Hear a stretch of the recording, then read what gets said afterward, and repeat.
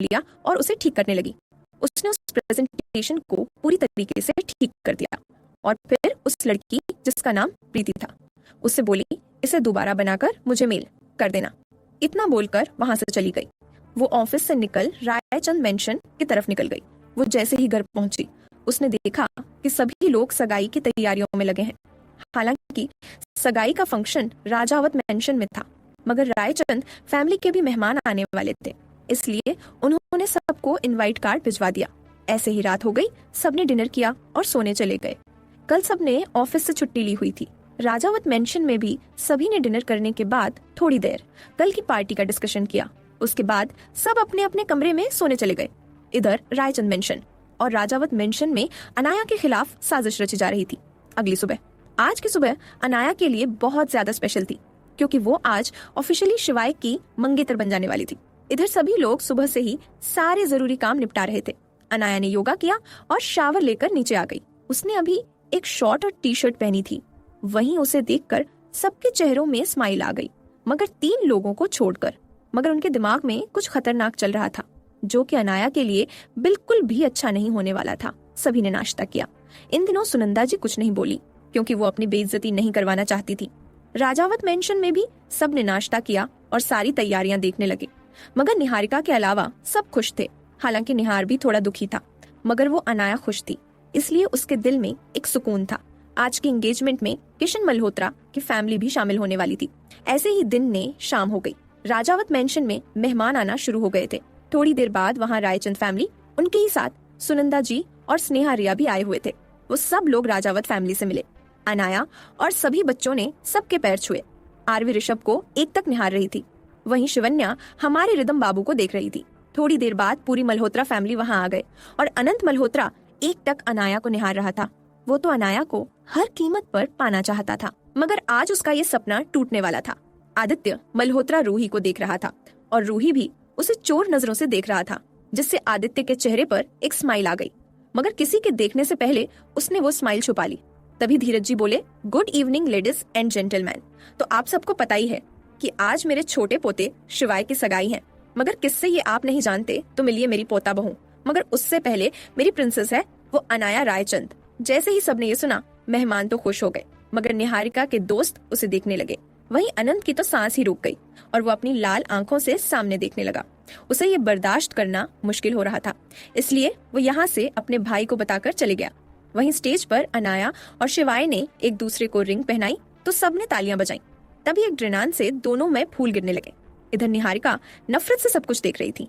तभी स्टेज पर आरव आया और बोला, अटेंशन एवरीवन, ये पार्टी काफी रूखी सूखी लग रही है, क्यों ना एक डांस हो जाए।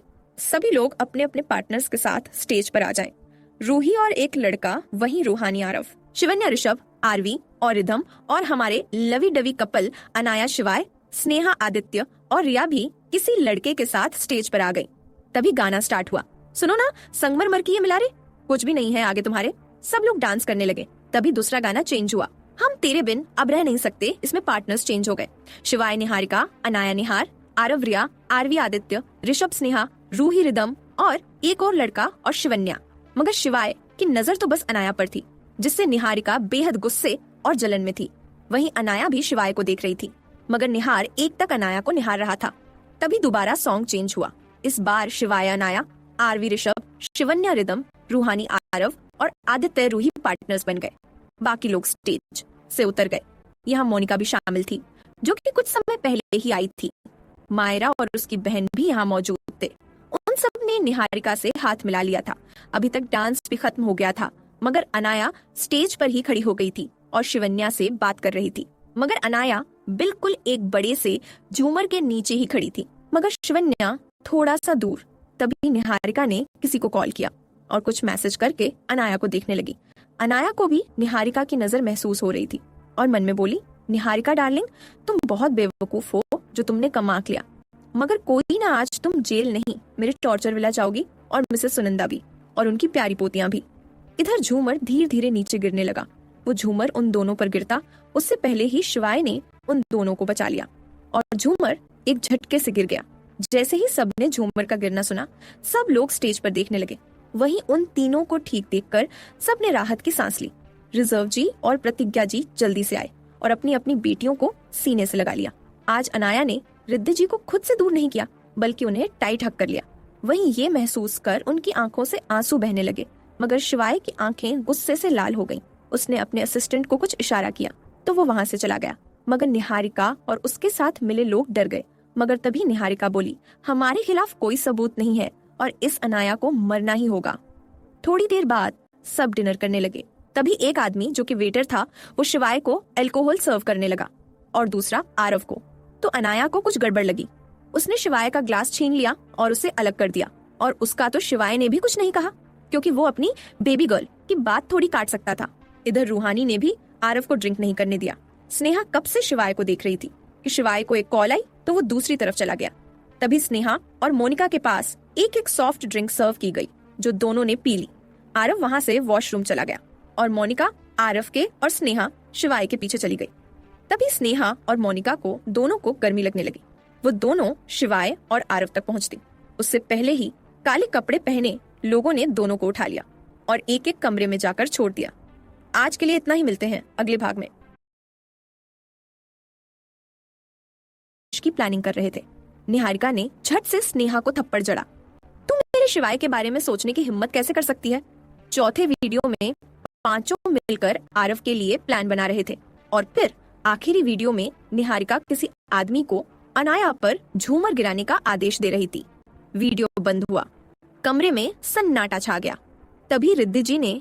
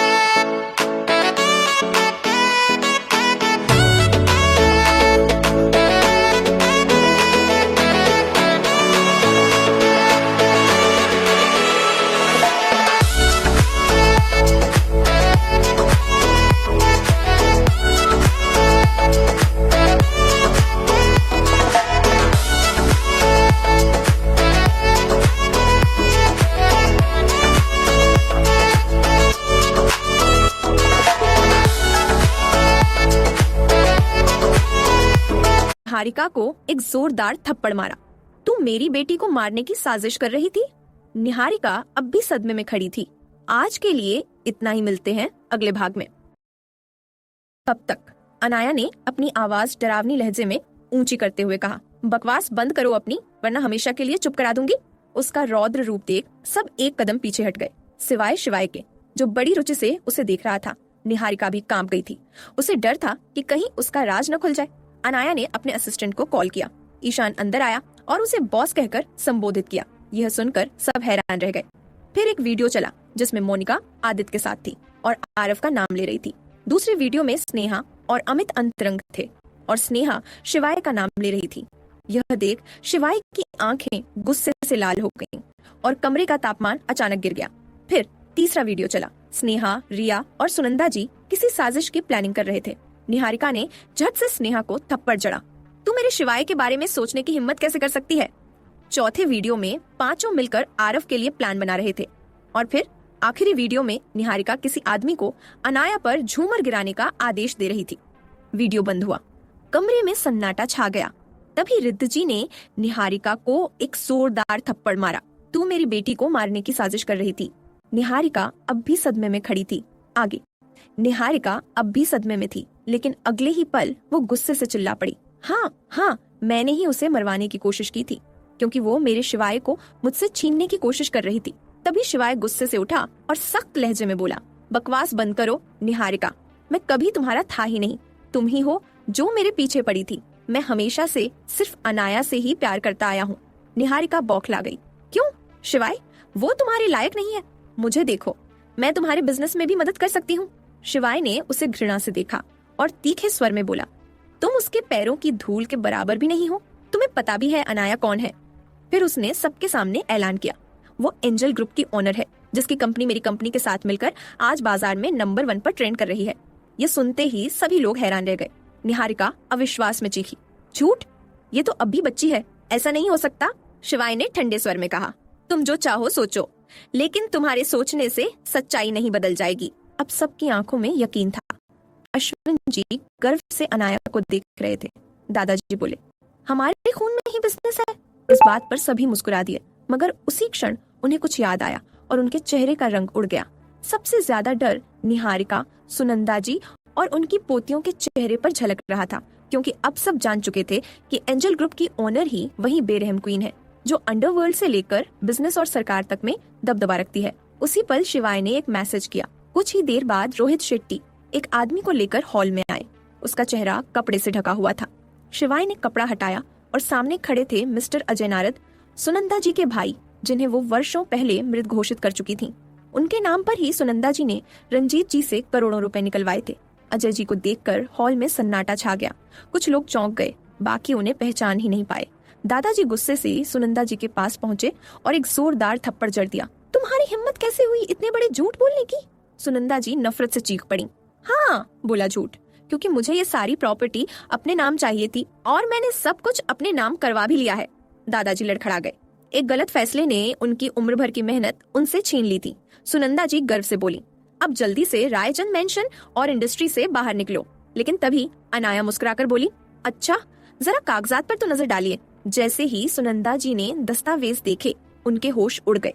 वे नकली थे। उसमें न रिद्धि जी के सिग्नेचर थे और न ही घर के पेपर्स असली थे। अब उनका चेहरा गुस्से से लाल हो गया। तुमने हमें धोखा दिया, उन्होंने चिल्लाते हुए कहा। लेकिन अनाया ने जोरदार थप्पड़ मारा और कहा, क्या लगा था तुम्हें मेरे दादू की सालों की कमाई ऐसे ही हड़प लोगी? फिर वो झुककर उनके जबड़े को पकड़ते हुए फुसफुसाई, मुझे पता है मेरी हत्या की साजिश में तुम्हारे उस आशिक का हाथ है, लेकिन चिंता मत करो, उसे भी जल्द भगवान के पास भेज दूंगी, पर उससे पहले तुम्हारी खातिरदारी करनी पड़ेगी। सुनंदा जी का चेहरा सफेद पड़ गया। अनाया ने अपने गार्ड्स को बुलाया और आदेश दिया, इन्हें बेसमेंट में ले जाओ, साथ में स्नेहा और रिया को भी। तभी पुलिस वहां पहुंची। इंस्पेक्टर बोले, miss Bansal, you are under arrest. उसी वक्त निहार वहां आ गया और बोला, इंस्पेक्टर, मेरी बहन को क्यों ले जा रहे हैं? निहारिका रोते हुए बोली, भाई मुझे बचा लो, मैं जेल नहीं जाना चाहती। इंस्पेक्टर ने कागज दिखाते हुए कहा, आपकी बहन ने मिस अनाया रायचंद की हत्या की साजिश रची है। हमारे पास पक्के सबूत हैं। लेडी कांस्टेबल ने उसे हथकड़ी पहनाई। निहारिका ने जाते जाते अनाया को घूरते हुए कहा, मैं तुम्हें नहीं छोड़ूंगी, तुम्हें जान से मार दूंगी। निहार की आंखों में आंसू थे। परिवार में सिर्फ एक बहन ही तो थी, जो अपनी गलतियों से आज बर्बाद हो चुकी थी। वो कुछ बोले बिना अपने कमरे में चला गया। हॉल में सन्नाटा। सभी लोग बैठ गए। रिद्धि जी अनाया को देख रही थी। अनाया ने भी उन्हें देखा, मगर इस बार उसकी नजर में नफरत नहीं, बल्कि एक शांति थी। रिद्धि जी को उम्मीद की एक किरण नजर आई। रंजीत जी बोले, मेरा शैतान बच्चा इतना टैलेंटेड निकलेगा, ये सोचा नहीं था। अनाया बस मुस्कुरा दी। प्रतिभा जी बेहद खुश थी। वो तो बचपन से ही अनाया को पसंद करती थी। कुछ देर बाद रायचंद फैमिली वापस अपने मेंशन लौट गई। मोनिका का अंत। मोहिनी जी ने मोनिका को घर से निकाल दिया, सारे रिश्ते तोड़ दिए, मगर अनाया ने उसे यूं ही नहीं छोड़ा। वह उसे बुरी तरह टॉर्चर करवाती रही। आखिरकार एक सुनसान सड़क पर फेंक दिया। तभी वहां एक गाड़ी आकर रुकी। मोनिका को उठाकर एक रहस्यमय जगह ले जाया गया। वहां हर तरफ खंडहर थे, लेकिन अंदर एक शानदार विला छिपा था। मोनिका को एक कमरे में सुलाया गया। डॉक्टर बुलाए गए। इलाज शुरू हुआ, मगर यह अनाया की ही एक और चाल थी। मोनिका को नहीं पता था कि वही अनाया असल में है बेरहम क्वीन, और अब वो मोनिका, रूहानी और पूरी रायचंद फैमिली को खत्म करने का इरादा रखती थी। आज के लिए इतना ही। मिलते हैं अगले भाग में।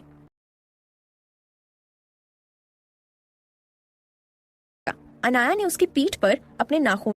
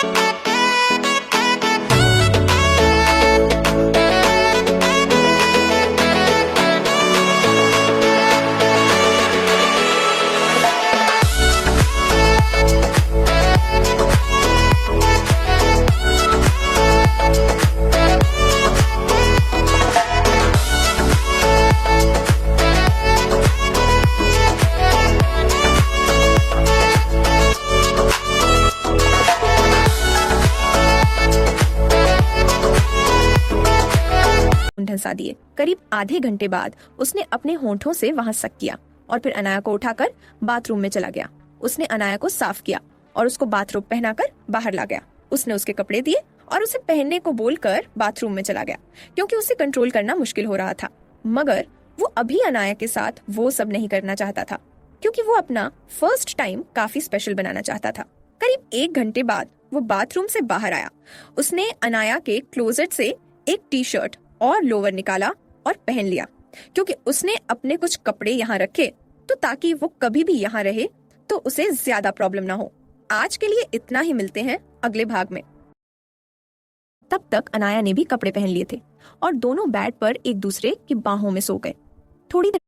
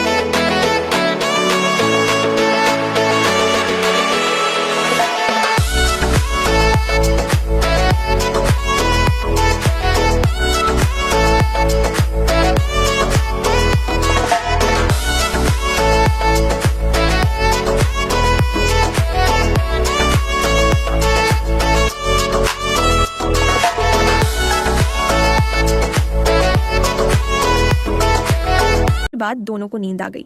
अगली सुबह जैसे ही शिवाय की नींद खुली, उसने आंखें खोली तो उसको अपने सीने पर भार महसूस हुआ। उसने देखा ये अनाया थी, जो उसके सीने में अपना चेहरा छुपाकर सो रही थी। वो उठा और उसने अनाया के फॉरहेड में किस की और फिर वो एक नोट पर कुछ लिखकर वहां से निकल गया। कुछ देर बाद जब अनाया की नींद खुली तो उसने अपने आसपास देखा, मगर उसे कोई नहीं दिखा। तभी उसकी नजर नोट पर गई। उसने उसे खोला। उसमें लिखा हुआ था, गुड मॉर्निंग बेबी गर्ल, मैं जा रहा हूँ, जल्दी मिलेंगे। ये पढ़कर अनाया के चेहरे पर मुस्कान आ गई। उसने उस नोट्स को एक बॉक्स में रखा और बाद में फ्रेश होने चली गई। तभी उसे एक फोन आया। उसने फोन उठाकर कान में लगाया तो वहां से बोला गया, बॉस काम हो गया। तो अनाया के चेहरे पर एक खतरनाक स्माइल आ गई। वो बाथरूम में नहाने चली गई। आज अनाया की अंडरवर्ल्ड मीटिंग थी। उसने नहाया और जल्दी से बाल सुखाकर उसने एक बिजनेस सूट पहन लिया। तभी वो कमरे से बाहर गई और सीढ़ियों से उतरते हुए उसने सबको एक नजर देखा। सबको मॉर्निंग विश करके बाहर की तरफ जाने लगी। तभी रिद्धि जी बोली, अना नाश्ता तो कर लो। तो अनाया बिना पीछे मुड़े बोली, मम्मा मेरी एक जरूरी मीटिंग है, मैं बाहर ही लंच कर लूंगी। इतना बोलकर वो वहां से चली गई। उसने एक फरारी निकाली और वहां से तेजी से निकल गई। उसने अपनी कार को एंजल ग्रुप की तरफ मोड़ा। थोड़ी देर बाद वो अपने पर्सनल लिफ्ट से अपने कैबिन में गई और कैबिन में पहुंचकर अपनी चेयर पर बैठ गई। थोड़ी देर बाद उसका असिस्टेंट ईशान उसके कैबिन में आया और वो दोनों मीटिंग रूम में चले गए। जैसे ही दोनों कैबिन में गए, सबने अनाया को ग्रीट किया और सब अपनी अपनी जगह पर बैठ गए। थोड़ी देर बाद मीटिंग स्टार्ट हुई। ये डील एक फॉरेन कंट्री के साथ थी, जो डील अनाया को काफी पसंद आई। अनाया ने कॉन्ट्रैक्ट साइन किया।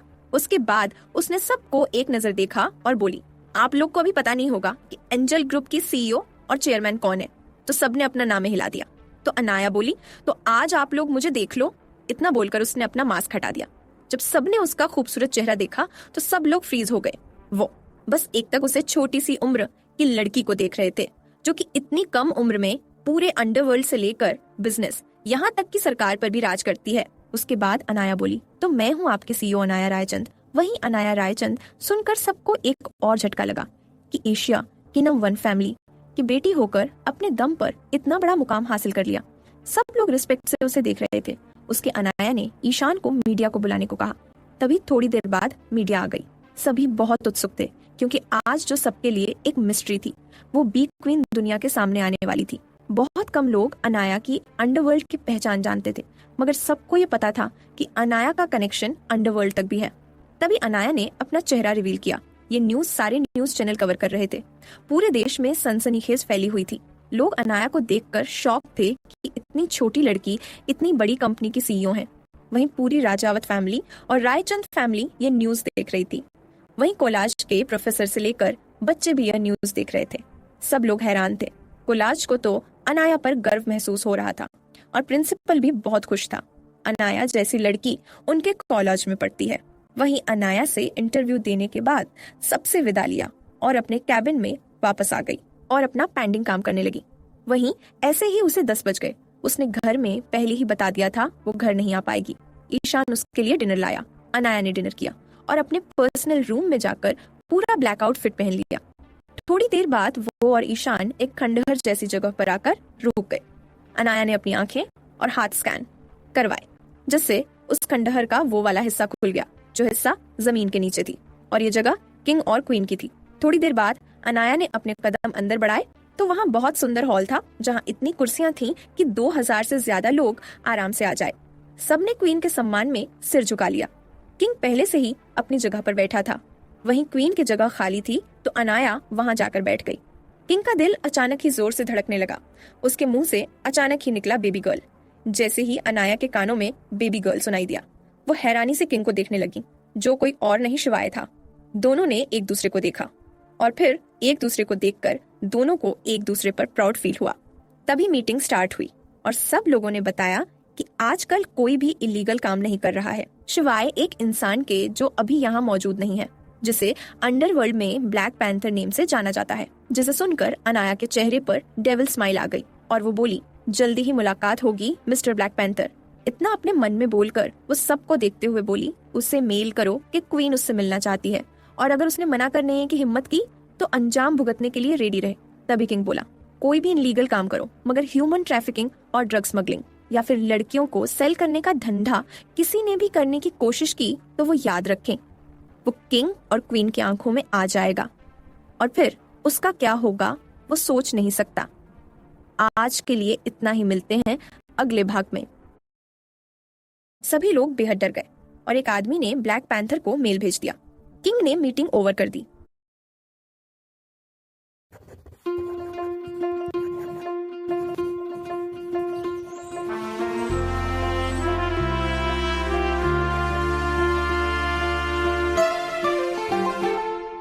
सूरज की जो किरण हमारी सुबह सजाती है, उन किरणों से हमने अपनी किस्मत लिख डाली है। चलो कदम बढ़ाएं सब मिलकर एक नई दिशा में हम, ऊर्जा की नई आजादी हमें अब मिलने वाली है। मेरे देश को सूरज का वरदान है, मेरे देश पर हाँ मुझको अभिमान है। उड़ जाए हम, चलो नया आसमान है, मेरे देश को सूरज का वरदान है। हम जनगण मन खुद अपने और वहां से उठकर चला गया तो सबने उसे झुककर ग्रीट किया। वहीं अनाया भी उसके ठीक बाद निकल गई और सबने उसे भी किंग की तरह ग्रीट किया। अनाया जैसे ही बाहर आई, किसी ने उसे खींच लिया। अनाया समझ गई ये शिवाय ही होगा। तभी शिवाय बोला, सो बेबी गर्ल, तुम मुझे ये कब बताने वाली थी? तो अनाया बोली, जल्दी ही, मगर उससे पहले ही तुम्हें पता चल गया। तभी शिवाय बोला, मेरी क्वीन भी तुम ही बनी, किस्मत भी हमें जोड़ना चाहती है। तो अनाया मुस्कुरा दी और दोनों कार में बैठकर वहां से निकल गए। इधर एक विला में जो काफी सुंदर था, उसके अंधेरे कमरे में एक आदमी बहुत गुस्से में चक्कर लगा रहा था और खुद से बोला, ये तुमने ठीक नहीं किया क्वीन, तुम मुझे धमकी दोगी, मैं तुम्हें बर्बाद कर दूंगा। इतना बोलकर उसने अपने आदमियों को कुछ इंस्ट्रक्शन दिए और बोला, तुम एक औरत हो और औरत राज करते हुए नहीं बल्कि बेड पर अच्छी लगती है। ऐसा बोलकर वो गंदी हंसी हंसने लगा। तभी वो बोला, मगर उससे पहले मुझे रायचंद फैमिली को बर्बाद करना है, जिसने मेरी बहन को मुझसे छीन लिया। रिद्धि रायचंद, तुम्हारी वजह से मेरी बच्चे जैसी बहन को मैंने खो दिया, इसलिए तेरी दोनों बच्चों को तुझसे अलग कर दिया। मगर वो बेवकूफ रितिका और उसके उस दादा ने मेरा सारा प्लान फेल कर दिया। अनाया, तुमसे मिलना पड़ेगा और अपनी जान से भी तो मिलना है, और मेरी बेटी सिर्फ तुम्हारी वजह से मैं उनसे दूर हूँ। रिद्धि रायचंद, अब तुम्हें भी वही दर्द फिर से भुगतना पड़ेगा। वैसे रितिका ने बताया था कि वो पिद्दी लड़की अपनी फैमिली से नफरत करती है, ये तो और भी अच्छा हो गया। अब उसे ही तुम्हारे खिलाफ इस्तेमाल करूंगा और मुझे उसका भी पता लगाना है जिसने उस रूही रायचंद को आजाद करवाया। इधर एक अंधेरे कमरे में एक लड़की पूरी रायचंद फैमिली की फोटो पर निशाना लगा रही थी। तभी वो बोली, भले ही तुम बिजनेस क्वीन हो और तुम्हारा कनेक्शन अंडरवर्ल्ड तक है, मगर शिवाय को पाने के लिए मैं कुछ भी करूंगी। इतना बोलकर वो हंसने लगी। इधर एक कमरे में मोनिका होश में आ चुकी थी। तभी वो अपने सामने बैठे आदमी से बोली, कौन हो तुम और मुझे क्यों लाए हो यहाँ? तभी वो आदमी बोला, तुम्हारा और मेरा एक ही मकसद है, रायचंद फैमिली को बर्बाद करना। तुम्हें वो प्रॉपर्टी चाहिए तो तुम पूरी प्रॉपर्टी ले लेना, मगर मुझे बस उनकी बर्बादी चाहिए, तो तुम मेरा साथ दोगी तो फायदे में रहोगी। तुम मेरा साथ दो और मैं तुम्हें पैसा दूंगा, मगर तुमने मेरे साथ गद्दारी करने की हिम्मत की तो मैं तुम्हारी जान लेने में 1 सेकंड नहीं लगाऊंगा। वही मोनिका बोली, आरव तुम मेरे तो नहीं हो सकते, मगर मैं तुम्हें उस रूहानी का भी नहीं होने दूंगी। फिर उसने उस आदमी को देखा और बोली, ठीक है।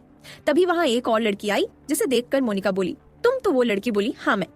यहाँ दूसरी तरफ कार में शिवाय अनाया को किस कर रहा था। कभी उसके अपर लिप्स को चूमता तो कभी लोअर लिप्स को। ऐसे उसने उसके गले में भी किस की और फिर उसके माथे पर किस करके उसे देखने लगा। वहीं अनाया अपनी सांसों को संभालते हुए बोली, शिवाय आप कैसे किस करते हो? तभी शिवाय बोला, बेबी गर्ल तुम वैसे तो बहुत स्ट्रांग हो, मगर तुम्हारा स्टेमिना किस के मामले में कम है। मगर मैं तुम्हें सब कुछ सिखा दूंगा जिससे तुम्हारा स्टेमिना बढ़ जाए, ताकि तुम मेरे साथ बैट पर लंबा खेल सको। अनाया उसे मारते हुए बोली, शिवाय आप बहुत बेशर्म हो रहे हैं। उसके गाल टमाटर की तरह लाल हो गए। तभी शिवाय बोला, बेबी बेशर्म तो बहुत हूँ, मगर सिर्फ तुम्हारे लिए। इतना बोलकर उसने आई ब्लिंक कर दिया कि तभी ड्राइवर की आवाज आई, बॉस लेडी बॉस के घर पहुंच गए। तो अनाया ने एक नजर बाहर देखा और फिर उसने जल्दी से शिवाय को टाइट हक किया और एक गाल पर किस करके सो गए। इधर शिवाय तो बस अभी तक अनाया के होंठों के एहसास में खोया था। तभी शिवाय अपने मन में बोला, बेबी मैं तुम्हारे लिप्स को अपनी पूरी बॉडी पर फील करना चाहता हूँ। थोड़ी देर बाद वो भी राजावत मेंशन पहुंच गया और वहां से अपने कमरे में जाकर सो गया। अनाया अपने कमरे में गई। सब लोग सो चुके थे, मगर तभी अनाया की नजर सोफे पर सो रही रिद्धि जी पर पड़ी तो उसके फेस में एक स्माइल आ गई। वो उनके पास गई और उनको उठाते हुए बोली, मम्मा उठिए, आप यहाँ क्यों हो रही हैं? तभी रिद्धि जी उठी और बोली, अनाया तुम कब आई? बच्चा मैं खाना गर्म करती हूँ, तुम बैठो। अनाया बोली, मैं खाकर आई हूँ, आप भी सो जाइए। तो रिद्धि जी ने अनाया के फोरहेड पर किस किया और अपने कमरे में चली गई। इधर दूसरी तरफ एक जगह लड़कियों की तस्करी की जा रही थी। तभी वहां बीक्यू के बैच लगे वाले गार्ड्स आ गए और उन सबको घेर लिया और सभी लड़कियों को उनके घर और जिनके कोई नहीं थे उन्हें अनाथ आश्रम में पहुंचा दिया। अगली सुबह हर चैनल में एक ही न्यूज आ रही थी, निहारिका बंसल जेल से फरार। ये न्यूज देखते ही अनाया के चेहरे पर अजीब सी मुस्कान खिल गई और अपने मन में बोली, वाह निहारिका, तुम्हें क्या लगा तुम बच जाओगी, मगर अफसोस तुम्हारे साथ वो तुम्हारा घटिया बाप भी मरेगा। इतना बोलकर उसका चेहरा बेहद डरावना लग रहा था, मगर उसने जल्दी ही खुद को नॉर्मल कर लिया। आज के लिए इतना ही, मिलते हैं अगले भाग में। कहानी पसंद आई हो तो लाइक, कमेंट और रिव्यू जरूर दें और इसे ज्यादा से ज्यादा शेयर करें। आपका एक कमेंट मुझे मोटिवेशन देता है, इसलिए प्लीज कमेंट कर जरूर बताइए कि आपको यह चैप्टर और स्टोरी कैसी लगी, ताकि मैं और अच्छा लिख सकूं। वहीं दूसरी तरफ ये न्यूज निहारिका भी देख रही थी। उसने गुस्से में आकर टीवी तोड़ दिया और बेहद नफरत से बोली, अनाया तुम्हें मैं माफ नहीं करूंगी। तुम्हारी वजह से मैं सबकी नजरों में एक क्रिमिनल बन चुकी हूँ। काश तुम मर जाती, मगर कोई बात।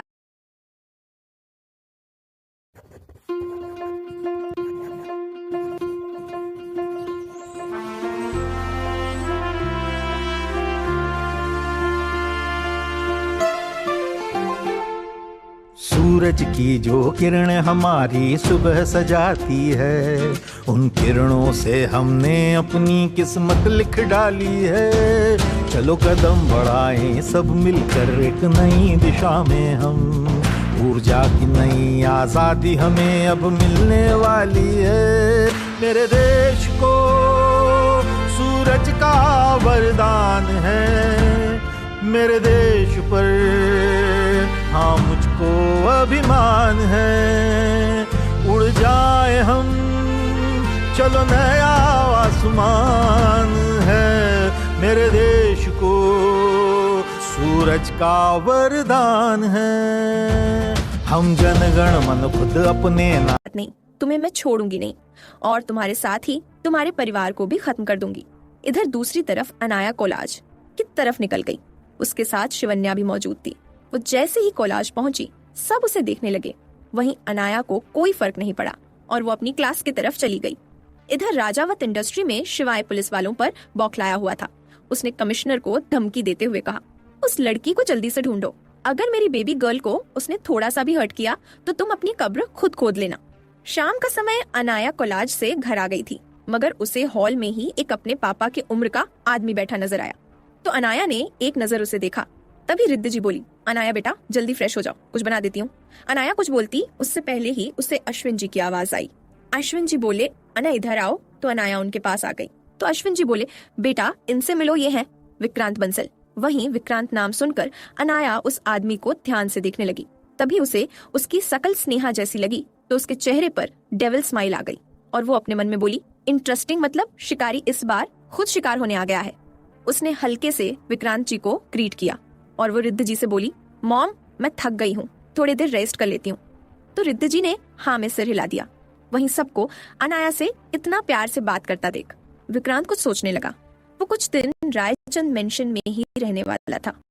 इधर दूसरी तरफ मोनिका अपनी माँ के पैरों में गिरकर माफी मांग रही थी और बहुत ज्यादा रो रही थी। मोहिनी जी का दिल पिघल गया, मगर उन्होंने उसे स्ट्रिक्टली वार्न किया वो ऐसा कुछ ना करे जिससे उनकी फैमिली या रायचंद फैमिली को कोई नुकसान हो, वरना इस बार वो उसे जेल डाल देगी। मगर मोनिका को ज्यादा फर्क नहीं पड़ा। वो अपने मन में बोली, मुझे इससे कोई प्रॉब्लम नहीं है, मगर मैं उन दोनों को कभी खुश नहीं रहने दूंगी। अनाया ने अपने कमरे में पहुंचकर एक आदमी को कॉल किया और उसे कुछ इंस्ट्रक्शन देकर फोन रख दिया। तभी उसे एक मैसेज आया जिसमें लिखा गया था, क्वीन ब्लैक पैंथर आपसे कल मिलना चाहता है। तो अनाया ने ओके बोलकर फोन रख दिया। तभी अनाया बोली, मैं जिसे सोच रही हूँ, अगर वो तुम हुए तो और भी मजा आएगा, क्योंकि खेल हमेशा बराबरी वाले के साथ खेलना चाहिए। तुम मेरे बराबर नहीं हो, मगर तुम भी काफी इंटरेस्टिंग हो, मजा आएगा। इतना बोलकर वो शावर लेने चली गई। इधर शिवाय घर पहुंचकर अपनी मॉम के कमरे में गया और बोला, मॉम मुझे आपसे कुछ बात करनी है। तो प्रतिभा बोली, बोलो क्या बोलना है शिव। तो शिवाय बोला, आरव भाई के साथ अनाया और मैं भी शादी कर लेते हैं। मॉम प्लीज, वैसे भी 3 दिन बाद उसका बर्थडे होने वाला है, वो 18 प्लस की हो जाएगी। तो प्रतिभा जी ने कुछ सोचा और बोली, अनाया से पूछ लेना पहले, फिर मैं सबसे बात करती हूँ। तो शिवाय खुश हो गया और उसने अनाया को कॉल लगा दी। तभी अनाया का फोन बजा। वो अभी जस्ट शावर लेकर निकली थी। शिवाय ने बोला, बेबी गर्ल मुझे तुमसे कुछ बात करनी है। तो अनाया बोली, बोलिए। तो शिवाय बोला, क्यों ना हम भी आरव भाई और रूहानी भाभी के साथ ही शादी कर लें, वैसे भी अब तुम भी एडल्ट हो जाओगी। तभी अनाया ने कुछ सोचा और बोली, ठीक है, मगर मेरा कॉलेज कंप्लीट होने के बाद ही आप शादी को अनाउंस करोगे। तो शिवाय ने हाँ बोल दिया। वो बहुत खुश था। उसने अनाया से थोड़ी देर बात की और फिर फोन रखकर अपनी मॉम को सब बता दिया। उन्हें भी अनाया की बात सही लगी।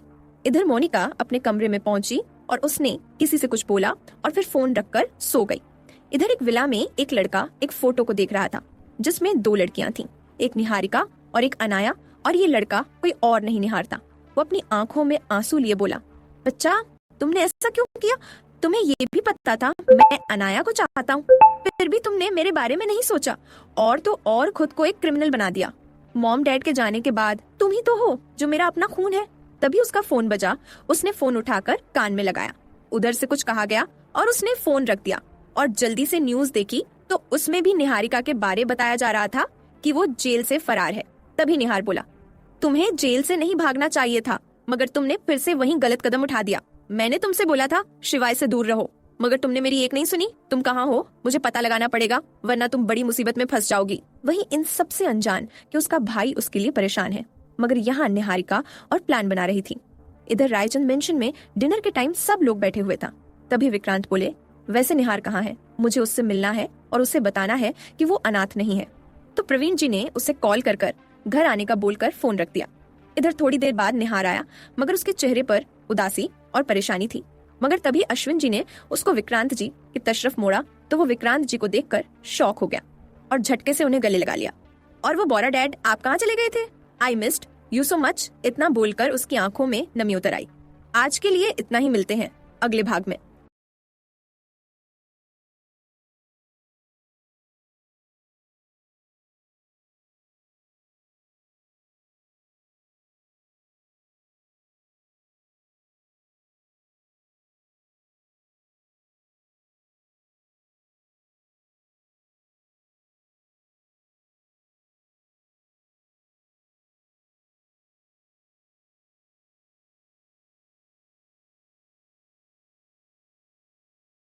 मगर मैं चाहता हूँ मेरी क्वीन अपना शिकार खुद करे।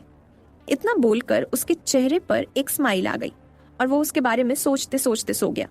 इधर निहारिका पागलों की तरह चिल्ला रही थी, शिवाय आखिर उस अनाया में ऐसा क्या है जो तुम उससे इतना प्यार करते हो? और तुम्हारी मॉम डैड, यहाँ तक कि तुम्हारी वो बहन भी उसे इतना प्यार करती है, मगर किसी के चाहने से कुछ नहीं होगा, क्योंकि अनाया को मरना होगा और फिर तुम मेरे हो जाओगे। चाहे मुझे कुछ भी करना पड़े, तुम्हें मेरा होना ही पड़ेगा। तुम मेरे हो शिवाय, सिर्फ मेरे। मैंने तुम्हें ही चाहा है। तुम्हें भी ये जल्दी समझ आ जाएगा कि मैं तुमसे कितना प्यार करती हूँ। आज के लिए इतना ही, मिलते हैं अगले भाग में। तो कौन जीतेगा जानने के लिए पढ़ते रहिए मेरी कहानी और अपना प्यार देना ना भूलें। निहारिका एकदम साइको लग रही थी। वहीं एक खंडहर जैसी जगह पर एक औरत को जंजीरों से बांधा गया था, जो आपको पहले के चैप्टरों में पढ़ने को मिला था। तभी उस खंडहर का दरवाजा खुला और वहां एक आदमी आया और बोला, कैसी हो माय डियर वाइफी?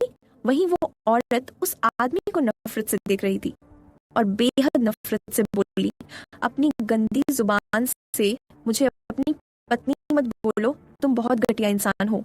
मैं कोसती हूँ उस दिन को जब मैंने तुम जैसे घटिया आदमी से प्यार किया। वहीं वो आदमी मक्कारी भरी हंसी हंसते हुए बोला, ओहो पूजा डार्लिंग, तुम तो मुझसे प्यार करती थी ना, तो तुम मुझसे ऐसे कैसे बात कर सकती हो? हाँ। तो उस औरत ने दांत पीस लिए और बोली, अपनी बकवास बंद करो, एक बार मेरे बच्चों को पता चल जाए, फिर देखो तुम अपने मकसद में कभी भी सफल नहीं होंगे, क्योंकि वो तुम्हारी सोच है कि उन लोगों की वजह से तुमसे तुम्हारा सब कुछ छीन गया। मगर असल बात तो ये है, वो तुम और तुम्हारी बहन थी, जो किसी और के होने वाले पति में नजर गड़ाए बैठी थी। इतना बोलकर उससे नफरत से देखने लगी।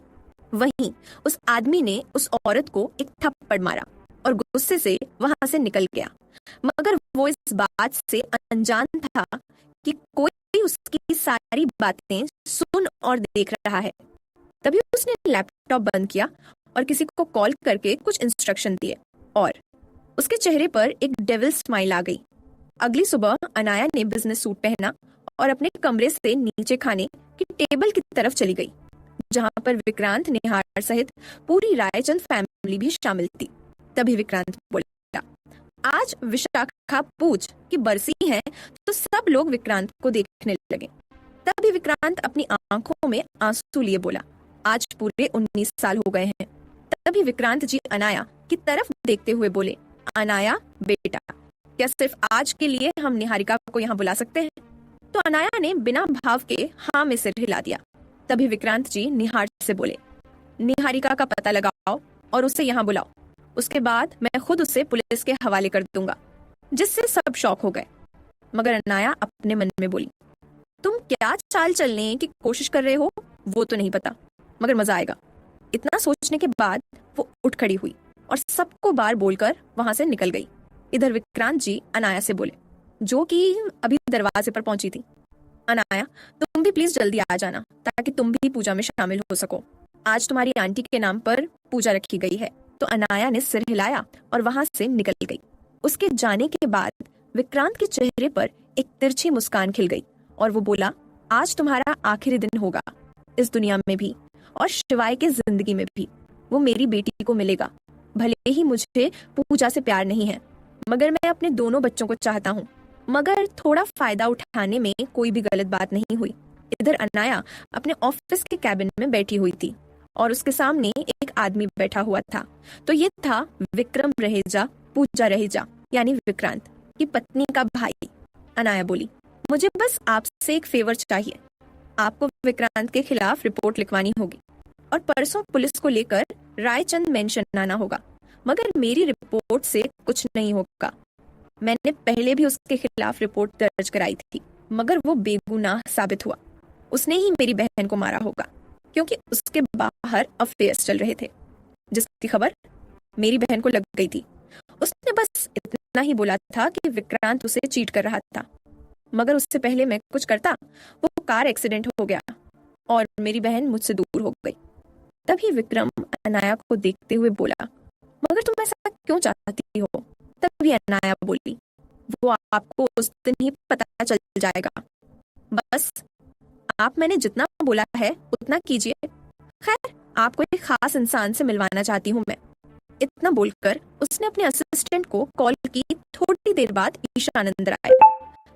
तभी उसके पीछे से रिद्धि जी की उम्र की एक औरत बाहर आई। जैसे ही विक्रम ने उसे देखा, वो अपनी जगह पर जम गया और उसकी आंखों से तेजी से आंसू बहने लगे। वो अपनी कांपती आवाज में बोले, पूजा, तुम जिंदा हो। इतना बोलकर वो दौड़ कर गए और पूजा जी को अपने गले से लगा लिया और रोने लगे। पूजा जी भी इतने सालों बाद अपने भाई को देखकर रोने लगी। तभी विक्रम जी अनाया के आगे हाथ जोड़कर खड़े हो गए। अनाया ने उनके हाथ पकड़ लिए। आप ये क्या कर रहे हैं? ये तो मेरी मानसी माँ है और आप मेरे मामा हुए। तो उन्होंने अनाया को भी गले लगा लिया। तभी अनाया बोली, आप दोनों जाकर रिपोर्ट दर्ज कराइए, मैं कमिश्नर सर से बात कर लूंगी और तब तक आप इन्हें घर से बाहर मत निकलने दीजिएगा। तो विक्रम जी ने सिर हिला दिया। तो अनाया ने ईशान को कुछ इशारा किया तो ईशान भी उनके साथ चला गया।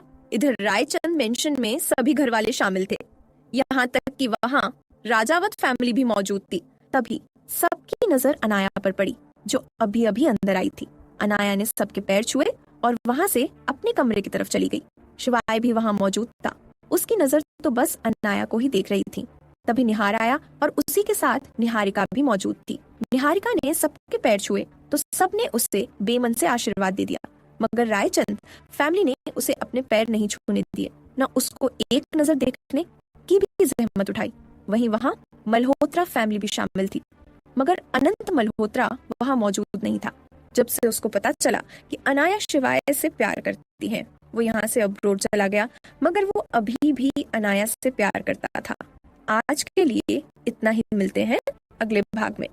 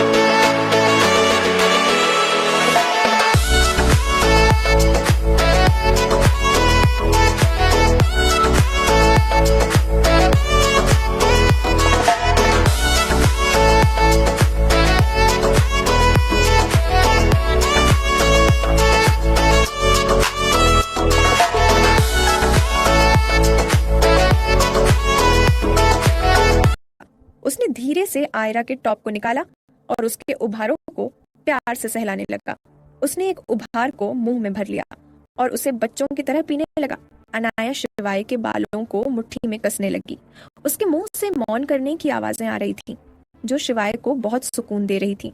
और उस पूरे रूम में अनाया की प्यारी आवाज किसी धुन की तरह सुनाई दे रही थी। ऐसे ही थोड़ी देर उसे प्यार करने के बाद शिवाय उसे अपनी बाहों में लेकर सो गया। तभी अनाया का फोन बजा। उसने फोन उठाया तो उधर से उसके असिस्टेंट ने बोला, बॉस, कल पेंटिंग का एग्जीबिशन है, तो कल आपको भी वहां आना होगा। तो अनाया ने कुछ सोचा, फिर बोली, ठीक है, कल वहां मीडिया भी शामिल होनी चाहिए। इतना बोलकर उसने फोन रख दिया। मगर जब उसने शिवाय को देखा तो उससे हंसी आ गई, क्योंकि शिवाय के चेहरे पर जलन नजर आ रही थी और वो अनाया के फोन को घूर रहा था। आज के लिए इतना ही, मिलते हैं अगले भाग में। इस पर चली गई। तभी नाया बोली, हेलो एवरीवन, आप सबका दिल से शुक्रिया। आप लोगों की सपोर्ट की वजह से आज काफी लोग मेरी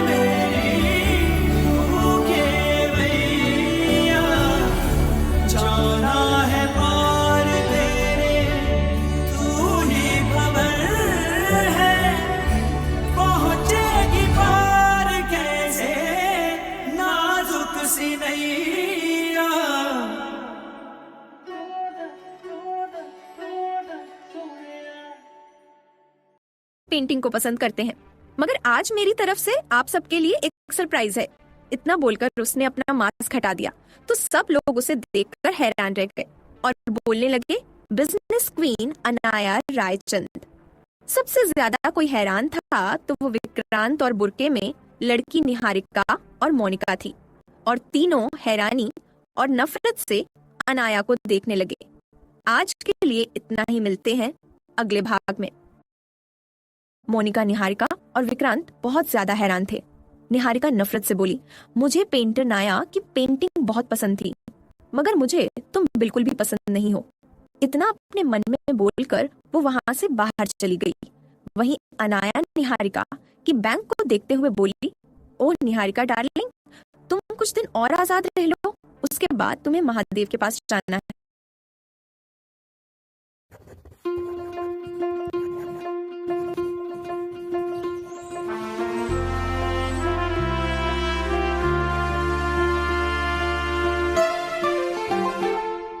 सूरज की जो किरण हमारी सुबह सजाती है, उन किरणों से हमने अपनी किस्मत लिख डाली है। चलो कदम बढ़ाएं सब मिलकर एक नई दिशा में हम, ऊर्जा की नई आजादी हमें अब मिलने वाली है। मेरे देश को सूरज का वरदान है, मेरे देश पर हाँ मुझको अभिमान है। उड़ जाए हम, चलो नया आसमान है, मेरे देश को सूरज का वरदान है। हम जनगण मन खुद अपने नायक। वहीं उसने जब मोनिका और विक्रांत के चेहरे के एक्सप्रेशन देखे तो उसके चेहरे पर तिरछी मुस्कान खिल गई, मगर उसकी स्माइल देखकर सब उसे देखने लगे क्योंकि वो बेहद खूबसूरत लग रही थी। जब शिवाय ने सबको अनाया को ऐसे देखता पाया तो वो अपनी खतरनाक आंखों से सबको घूरने लगा, जिससे सबने अपनी नजरें हटा ली। अनाया को शिवाय की हरकतों पर बेहद हंसी आ रही थी, मगर उसने खुद को कंट्रोल कर लिया। तभी ऋषभ अनाया के पास गया और उसका हाथ पकड़ते हुए बोला, बच्चा आई हो प्राउड ऑफ यू। तो अनाया ने एक स्माइल कर दी और प्यार से बोली, थैंक यू भैयू। वहीं प्रतिभा जी को तो अनाया पर बेहद गर्व हो रहा था कि उनको अनाया जैसी बहू मिली जो हर चीज में परफेक्ट है। ऐसे ही सब पेंटिंग देखने लगे और सबने पेंटिंग की बोली लगाना स्टार्ट कर दिया। अनाया और बहुत से पेंटर्स की पेंटिंग बिक गई। बहुत लोगों ने अनाया के साथ सेल्फी ली। शिवाय को उन सब से बहुत जलन हो रही थी। ऐसे ही आज का एग्जीबिशन खत्म हो गया। सभी लोग चले गए। शिवाय ने दादा दादी से पूछकर अनाया को अपने साथ ले गया। इधर आदित्य ने रूही को एक कोने में खींच लिया। तभी रूही बोली, ये क्या बदतमीजी है। तभी आदित्य बोला, मैंने अभी तक बदतमीजी की ही कहाँ है। तुम ये बताओ, तुम जब से वहां से आई हो तुम मुझे इग्नोर क्यों कर रही हो। तो रूही नजरें चुराने लगी। आदित्य ने उसके चेहरे को अपने तरफ किया और अचानक ही उसके होंठों पर अपने होंठ रख दिए और उसके काफी रफ किस करने लगा। थोड़ी देर बाद जब आदित्य को खून का टेस्ट आया तो उसने उसे छोड़ दिया और वो उसका चेहरा देखने लगा जिसके आंखों में नमी थी। आदित्य ने कस कर अपनी आंखें बंद की और उसके उसे सीने से लगाकर प्यार से बोला, जान तुम मुझे गुस्सा क्यों दिलाती हो। बच्चा तुम्हें पता है ना मुझे नहीं पसंद। जब तुम मुझे ऐसे इग्नोर करती हो तो मुझे गुस्सा आता है। तो रूही ने कहा, आई एम सॉरी, आगे से ऐसा नहीं होगा। और दोनों वहां से चले गए। इधर शिवाय गाड़ी में अनाया को बेहद पैशन से चूम रहा था। कभी वो उसके होंठों को चूमता तो कभी कॉलर बोन को, कभी उसके क्लीवेज को। गाड़ी ऑटोमेटिक चल रही थी और शिवाय अनाया को प्यार करने में बिजी था। अनाया भी उसका साथ दे रही थी। थोड़ी देर बाद उसकी कार शिवाय के प्राइवेट विला पर आकर रुकी। शिवाय अनाया को अपनी गोद में उठाकर विला के अंदर ले गया और सीधा वहां से अपने कमरे में चला गया। उसने अनाया को बेड पर लिटाया और फिर अपनी शर्ट को उतारकर उसके ऊपर आ गया और फिर से उसके होंठों को चूमने लगा। इधर दूसरी तरफ विक्रांत ने एक प्लान बनाया और उसके चेहरे पर एक शातिर मुस्कान आ गई। इधर रायचंद मेंशन में अब शादी की तैयारी होने लगी थी। रूहान और आरव के साथ अनाया और शिवाय की भी शादी होने वाली थी। तभी रंजीत जी का फोन बजा और उसमें किशन जी का फोन आ रहा था। रंजीत जी ने फोन उठाया और बोले, हाँ बोल यार। तो वहाँ से किशन जी बोले, हम अभी रायचंद मेंशन आ रहे हैं, मुझे तुझसे कुछ जरूरी बात करनी है। तो रंजीत जी बोले, ठीक है, और उन्होंने फोन रख दिया। वहीं रूही के चेहरे पर एक मुस्कान आ गई, मगर उसने वो छुपा ली। कुछ देर बाद पूरी मल्होत्रा फैमिली रायचंद मेंशन में मौजूद थी। तभी किशन जी बोले, यार रंजीत, मुझे तुझसे कुछ चाहिए। तो रंजीत जी बोले, बोल तुझे क्या चाहिए। तो किशन जी ने एक नजर आदित्य को देखा और फिर बोले, मुझे तेरी पोती रूही का हाथ अपने पोते आदित्य के लिए चाहिए। तो सब लोग हैरान रह गए। तभी रंजीत जी बोले, याद आदित्य बहुत अच्छा बच्चा है, मगर मैं ये फैसला खुद नहीं ले सकता, इसमें रूही की ही मर्जी होगी। तभी किशन जी बोले, हाँ ये बात तो तेरी ठीक है, मगर आदित्य और रूही एक दूसरे को पहले से जानते हैं और पसंद भी करते हैं। तो सभी लोग रूही को देखने लगे तो रूही ने अपना सिर झुका लिया, जिससे सबके चेहरों पर स्माइल आ गई, क्योंकि सबको आदित्य काफी पसंद था। तभी किशन जी बोले, ऐसा करते हैं, उन दोनों के साथ इनकी भी शादी कर देते हैं। तो सभी लोगों ने डिस्कशन किया और फिर सहमति जता दी। वहीं ये बात विक्रांत भी सुन रहा था और उसने अपने मन में बोला, जितना खुश होना है हो लो, मगर कुछ दिनों बाद ये खुशी मातम में बदल जाएगी। ऐसा बोलकर वो खुद में ही मुस्कुराने लगा। इधर शिवाय के मेंशन में वो बोला, जान मेरी एक बात मानोगी। तो अनाया ने अपना सिर हिला दिया। तो उसने एक पेपर निकाला और उसको अनाया के आगे रख दिया। अनाया ने उस कागज को उठाया और जब उसने उसे पढ़ा तो वो हैरानी से शिवाय को देखने लगी, क्योंकि वो पेपर मैरिज पेपर थे। तभी अनाया बोली, मगर हम तो शादी करने वाले ना। फिर तो आदित्य बोला, हाँ मगर मैं चाहता हूँ कि हमारी शादी रजिस्टर हो जाए, उसके बाद हम शादी को घर वालों के साथ पूरी रीति रिवाज के साथ कर लेंगे। तो अनाया को भी कोई परेशानी नहीं थी। उसने पेन पकड़ा और उसमें अपने साइन कर दिए। वहीं शिवाय ने पहले से ही साइन कर लिए थे। उसने अपने असिस्टेंट को कॉल किया और उसे अपने प्राइवेट विला बुला लिया। करीब आधे घंटे बाद उसके दरवाजे पर नॉक हुआ तो शिवाय ने दरवाजा खोला और मैरिज पेपर देकर उसे रजिस्टर करने को बोलकर दरवाजा बंद कर दिया। इधर रोहित शॉक में था, मगर उसने जल्दी से खुद को होश में लाया और वहां से कोर्ट की तरफ चला गया। आज के लिए इतना ही, मिलते हैं अगले भाग में। अगली सुबह शिवाय ने अनाया को घर छोड़ दिया था, क्योंकि आज उन दोनों की मेहंदी थी। सुबह से रायचंद मेंशन और राजावत फैमिली और मल्होत्रा फैमिली में बहुत चहल पहल थी, मगर शादी राजा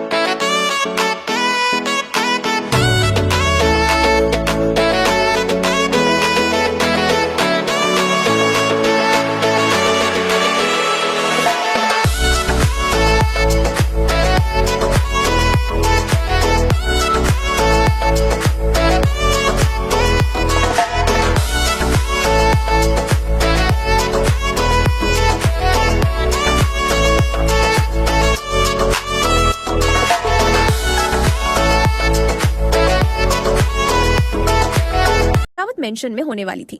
सभी लोग तैयारियों में लगे हुए थे, मगर आज सिर्फ मेहंदी और संगीत होने वाला था और कल सुबह हल्दी और शादी।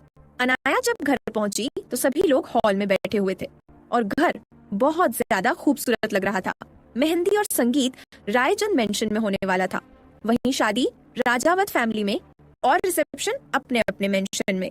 वहीं मेहमान आना शुरू हो गए थे। सबने लंच किया और फिर से तैयारियों में लग गए। वहीं हमारी तीनों ब्राइड अपने अपने कमरों में बैठी हुई थी। इधर राजावत मेंशन में शिवाय ऑफिस गया हुआ था, क्योंकि उसे अचानक जरूरी मीटिंग आ गई थी। आरव भी एक सर्जरी के लिए हॉस्पिटल गया हुआ था, मगर आदित्य बाबू घर पर ही थे। इधर शर्मा मेंशन में मोनिका बेहद गुस्से में थी। वो नफरत से बोली, रूहानी आरव जी सिर्फ मेरे हैं, तुम्हारी हिम्मत भी कैसे हुई ये सोचने कि तुम मेरे आरव को मुझसे छीन लोगी। इतना बोलकर वो गुस्से से फोटो को देखने लगी, जिसमें आरव और रूहानी काफी करीब थे। वो उस फोटो को बीच में फाड़ते हुए बोली, रूहानी तुमने पहले मेरी जगह छीनी और अब तुम मेरा प्यार भी मुझसे छीनने की सोच रही हो। मैं तुम्हें जान से मार दूंगी। तभी उसके फोन में फोन आया। जब उसकी नजर कॉलर आईडी पर पड़ी तो उसने जल्दी से कॉल उठा लिया और अपने कान में लगाते हुए बोली, जी बोलिए। उधर से कुछ बोला गया तो मोनिका ने ओके बाला और फोन कट हो गया। फोन कट होने के बाद मोनिका का चेहरे पर एक शैतानी चमक आ गई। वो बोली, रूहानी आ रही हूँ मैं तुम्हारी खुशियों को ग्रहण लगाने। इतना बोलकर वो जोर जोर से हंसने लगी। ऐसे ही शाम हो गई। शिवाय और आरव भी घर आ चुके थे। सभी लोग तैयार हो गए थे।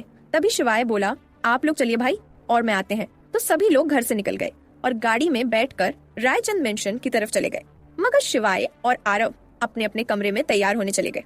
थोड़ी देर बाद दोनों तैयार होकर आए और दोनों ने एक दूसरे को स्माइल दी और दोनों बाहर की तरफ चले गए और एक ही गाड़ी में बैठकर दोनों भी रायचंद मेंशन की तरफ चले गए।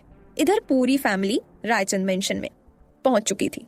उन्हीं के साथ राठौर फैमिली भी मौजूद थी। रिया और मायरा आज बेहद खूबसूरत लग रहे थे। दोनों सुबह से पार्लर में ही थे। मायरा ऋषभ को और रिया रिदम को फंसाना चाहती थी, मगर वो दोनों किसी को एक नजर देखना भी जरूरी नहीं समझते थे। रायचंद फैमिली ने सभी का वेलकम किया और उन्हें अंदर ले आए। तभी वहाँ और गाड़ियां रुकी, जिसमें से पूरी मल्होत्रा फैमिली उतरी और मेंशन के अंदर आ गए। सभी ने उनका भी स्वागत किया। अनंत भी वहाँ मौजूद था, मगर वो अभी भी अनाया को नहीं भूल पाया था, मगर वो सबके सामने मुस्कुरा रहा था। इधर तीनों लड़कियां तैयार हो चुकी थीं और बहुत ज्यादा सुंदर लग रही थीं, मगर अनाया को देखकर ब्यूटिशियन और रूहानी रूही भी हैरान थे। वो इतनी सुंदर लग रही थी कि उस पर से अपनी नजरें हटाना मुश्किल हो गया था। इधर नीचे शिवाय और आरव भी पहुंच चुके थे। वहीं मोनिका भी आ चुकी थी। वो भी खूबसूरत लग रही थी, मगर वो रूहानी के आगे कुछ नहीं थी। सभी लड़कियां शिवाय, आरव और आदित्य को देख रही थीं, मगर वो तीनों बेसब्री से अपनी वालियों का इंतजार कर रहे थे। मोनिका अपने मन में बोली, बस आज का दिन, उसके बाद तुम सब रोने वाले हो। ऐसा बोलते हुए उसकी आंखों में रायचंद फैमिली के लिए बेहद नफरत नजर आ रही थी। रिद्धि जी ऊपर गई जहाँ तीनों लड़कियां तैयार बैठी हुई थीं। रिद्धि जी ने तीनों को देखा तो उनकी आंखों में आंसू छलक आए। उन्होंने उन तीनों के माथे को प्यार से चूमा और एक काला टीका तीनों के कान के पीछे लगा दिया। तो तीनों ने मुस्कुराते हुए उन्हें गले से लगा लिया। रिद्धि जी ने तीनों को एक नजर देखा और अपने साथ तीनों को नीचे ले जाने लगी। अभी तक मोहिनी जी और स्वाति जी भी आ चुके थे। मोहिनी जी ने रूहानी को, स्वाति जी रूही को और रिद्धि जी अनाया को नीचे लेकर गई। जब शिवाय, आरव और आदित्य ने अनाया, रूहानी और रूही को देखा, तीनों अपनी पलकें झपकाना तक भूल गए और एक तक अपनी अपनी दुल्हनों को निहारने लगे। तभी शिवन्या ने खांसने की एक्टिंग की तो तीनों होश में आए और अपनी नजरें चुराने लगे। वहीं उनको ऐसा करते देख सबको हंसी आ गई, मगर मोनिका की मुट्ठियां कस गईं और वो नफरत से तीन लड़कियों को घूरने लगी। तभी शिवाय और अनाया को एक सोफे पर बिठाया गया और आरव, रूहानी को एक में और आदित्य और रूही को एक साथ। तभी वहाँ प्रतिभा जी आई और उन्होंने अनाया को प्यार से देखा और उसके सिर पर चुनरी उठा दी। वहीं सेम आरती जी ने भी रूहानी के साथ किया और आदित्य की माँ ने रूही को भी तक चुनरी उठा दी। उसके बाद तीनों लड़कों को वहाँ से उठाकर लड़कियों को मेहंदी लगाई गई और लड़कों को भी अलग अलग सोफे पर बिठाकर उनके हाथ में भी उनका और उनकी पत्नियों का नाम लिखा गया। इधर शिवाय और दोनों चोरी चोरी अपनी अपनी दुल्हनों को देख रहे थे। तभी शिवन्या आगे आई, उसी के साथ अनाया के दोस्त और आरवी भी मौजूद थी। तो शिवन्या बोली, संगीत है तो कुछ धमाल किया जाए। तो सब लोग हूटिंग करने लगे। तभी शिवन्या बोली, तो कंपटीशन होगा लड़के और लड़की वालों के बीच में। आदित्य का भाई अनंत की आंखों में नमी उतर आई और वो अपने घर वालों को बताकर वहाँ से चला गया। इधर सभी लोग मान गए। ऋषभ, रिदम और रिदान तीनों बहुत ज्यादा डेसिंग लग रहे थे। तभी आरवी, शिवन्या, अदिति, आदित्य और अनंत के बहन स्टेज पर आ गए और उन्हीं के साथ तीनों लड़के ऋषभ, रिदान और रिदम भी आ गए, जिन्हें देखकर मायरा और रिया का चेहरा काला पड़ गया और वो नफरत से आरवी और शिवन्या को घूरने लगी। ऋषभ और आरवी, रिदम, शिवन्या और अदिति और रिदान का जोड़ा बना और तीनों डांस करने लगे। तभी सॉन्ग बजा, हो अखां दे कटोरे, सुरमा बटोरे, लग दे चुचोरे बड़े हाय फाय, दिल पे दराती साड़े चल जाती, मारे दिल गुलाटी, पूछे भाई भाई। हाँ, अखां दे कटोरे, सुरमा बटोरे, लग दे चुचोरे बड़े हाय फाय, दिल पे दराती साड़े चल जाती, मारे दिल गुलाटी, पूछे भाई भाई। चाय में डूबा बिस्कुट हो गया, मैं एवी एवी एवी एवी लुट गया, हो मैं तो एवी एवी एवी एवी लुट, मैं एवी एवी एवी एवी लुट गया, हो मैं तो एवी एवी एवी एवी लुट। हाय हटरे निगोड़े, नीम के पकोड़े, पिछा क्यों ना छोड़े, घूमे डाय बाय, तुझको सुधारूं जुत्ती में उतार, सर पे दे मारूं तेरे धाए धाए, रोमियो बिना परमिट हो गया, तो एवी एवी एवी एवी लुट गया, तो एवी एवी एवी एवी लुट गया, हो तू तो आवी आवी आवी आवी लुट, तो आवी आवी आवी आवी लुट गया, हो बालों को मैं सेट कितना जेल मल के, छाती चौड़ी डोल ले शोल ले दंड पेल के, कुड़िया हराया तूने चाल के, बातों वाली बास्केटबॉल खेल के, हाँ जेल वेल देख चोरी पड़ती नहीं, डोलों से उम्र सारी कटती नहीं, हाँ खूब पहचानू तेरे दिल में है क्या, फितरत चोरों के पलटती नहीं, गुड देखा मक्खी जैसा फिट हो गया, हो तू तो एवी एवी एवी एवी लुट,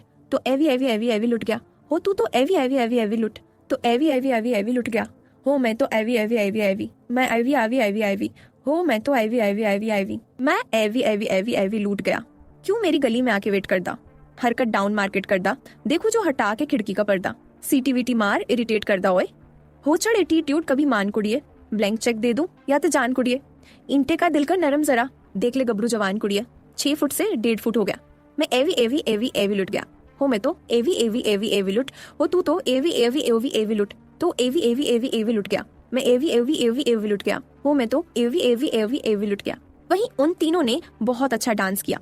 सब लोग ऋषभ को डांस करता देख हैरान थे, मगर सब बहुत एंजॉय कर रहे थे। वहीं विक्रांत अपने मन में बोला, बस आज का दिन कर से तुम लोगों की जिंदगी में खुशियां नसीब नहीं होंगी कभी। मेहंदी लग चुकी थी। उसके बाद सबने और डांस किया और उसके बाद हमारे तीनों ग्रूम और उनकी ब्यूटीफुल ब्राइड्स ने डांस किया सॉन्ग। ऐसे ना मुझे तुम देखो सीने से लगा लूंगा, तुमको मैं चुरा लूंगा, तुमसे दिल में छुपा लूंगा। ऐसे ना मुझे तुम देखो सीने से लगा लूंगा, तुमको मैं चुरा लूंगा, तुमसे दिल में छुपा लूंगा। तेरे दिल से ऐ दिल बर दिल मेरा कहता है। प्यार के दुश्मन लोग मुझे डर लगता रहता है। अरे तेरे दिल से ऐ दिल बर दिल मेरा कहता है। प्यार के दुश्मन लोग मुझे डर लगता रहता है। थाम लो तुम मेरी बाहें, मैं तुम्हें संभालूंगा, तुमको मैं चुरा लूंगा, तुमसे दिल में छुपा लूंगा। ऐसे ना मुझे तुम देखो सीने से लगा लूंगा, तुमको मैं चुरा लूंगा, तुमसे दिल में छुपा लूंगा। हे। धीमी धीमी आंख से एक शोला भड़काया है। दूर से तुमने इस दिल को कितना तरसाया है। धीमी धीमी आंख से एक शोला भड़काया है। दूर से तुमने इस दिल को कितना तरसाया है। मैं अब इस दिल के सारे अरमान निकालूंगा, तुमको मैं चुरा लूंगा, तुमसे दिल में छुपा लूंगा। ऐसे न मुझे तुम देखो सीने से लगा लूंगा, तुमको मैं चुरा लूंगा, तुमसे दिल में छुपा लूंगा। हम प्यार के दामन में चुनकर हम फूल भर लेंगे, रास्ते के कांटे सारे दूर कर लेंगे। उहू उहम हम प्यार के दामन में चुनकर हम फूल भर लेंगे, रास्ते के कांटे सारे दूर कर लेंगे। जाने मन तुमको अपनी मैं जान बना लूंगा, तुमको मैं चुरा लूंगा, तुमसे दिल में छुपा लूंगा। ऐसे ना मुझे तुम देखो सीने से लगा लूंगा, तुमको मैं चुरा लूंगा, तुमसे दिल में छुपा लूंगा। हे। शिवाय अनाया के गले में किस कर रहा था। लाइट डिम थी, इस वजह से किसी को पता नहीं चल रहा था। अनाया शिवाय को घूर रही थी, मगर शिवाय कभी उसकी कमर पर हरकतें करता, कभी उसकी पीठ पर और कभी उसकी गर्दन पर अपने होंठों को चलाने लगता। उन तीनों का इतना प्यारा रोमांटिक डांस देखकर सब लोग उनके डांस में खो गए, मगर मोनिका के सीने में सांप लौट रहे थे। उसके बाद अनाया के दोस्तों ने भी डांस किया और उसके बाद सब खाने के लिए चले गए। ऐसे ही आज का फंक्शन खत्म हो गया और सभी मेहमान जा चुके थे। दोनों फैमिली भी एक दूसरे मिलकर जा चुकी थी। इधर विक्रांत के कमरे में वो किसी को कॉल पर कुछ समझा रहा था। कॉल रखने के बाद वो बोला, अनाया कल तुम्हारा आखिरी दिन है और तुम्हारी फैमिली की भी लास्ट खुशी आज थी। कल से उन लोगों की जिंदगी में बस आंखें रहेंगे और मैं उन्हें इतना बेबस कर दूंगा कि वो खुद ही अपनी जान ले लेंगे। आज के लिए इतना ही, मिलते हैं अगले भाग में। कल का चैप्टर बहुत ज्यादा धमाकेदार होने वाला है, तो जरूर सुने। के कहने पर दुल्हन को 7 बार सिंदूर लगाया और उसके बाद उसके गले में मंगलसूत्र पहनाया। तभी पंडित जी बोले,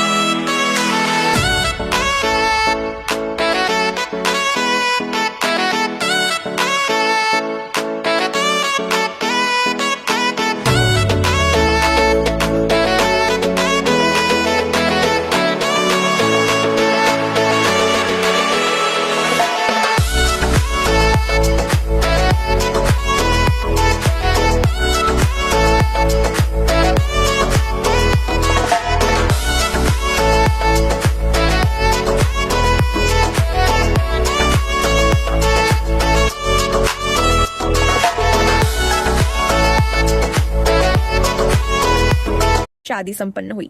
आज से आप दोनों पति पत्नी हुए। विक्रांत जी की तो खुशी का कोई ठिकाना ही न रहा। वो अपनी चमकती आंखों से देखने लगा। उसके तीनों जोड़ों ने सबका आशीर्वाद लिया। तभी दुल्हन ने अपना घूंघट उठाया तो सब लोग शॉक हो गए। आज के लिए इतना ही, मिलते हैं अगले भाग में। तो क्या हुआ जो सब लोग इतने शॉक हो गए? क्या निहारिका और मोनिका की शादी हो गई? जानने के लिए पढ़ते रहिए मेरी ये कहानी। घूंघट उठाते ही सब लोग शॉक हो गए, क्योंकि घूंघट के पीछे अनाया और रूहानी ही थे, मगर उनके ठीक पीछे मोनिका और निहारिका खड़े थे, मगर उनकी हालत कुछ ठीक नहीं थी। वहीं विक्रांत बेसूध होकर सामने देख रहा था। वहीं अनाया के चेहरे पर एक खतरनाक स्माइल थी। वहीं अनाया की शिवाय से शादी हो चुकी थी। ये देखकर निहारिका के आंखों से आंसू बहने लगे। मगर तभी निहारिका गुस्से से अनाया की तरफ बढ़ी और जैसे ही उसको मारने को हुई, निहार ने उसका हाथ पकड़ लिया और एक थप्पड़ उसके गालों पर दे दिया।